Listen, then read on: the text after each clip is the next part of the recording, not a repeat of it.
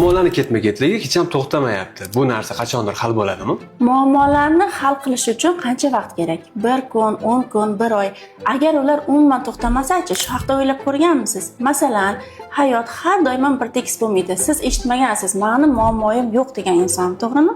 Biz muammolar bizga kelgan paytda, qaysi muammo kelishidan qat'iy nazar, shuni yechib, hal qilib o'sha paytda keyingi etapga o'tish haqida o'ylashimiz kerak.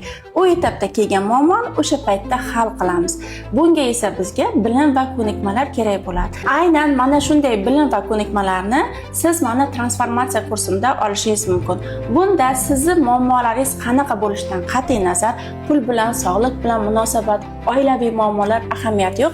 Har birini ildizi, sababi kelib chiqishi va uni yechish haqida bilim, ko'nikma hamda praktikalarga ega bo'lasiz. Kurs haqida to'liq ma'lumotga ega bo'lish uchun esa Directga kurs so'zini yozib qoldiring.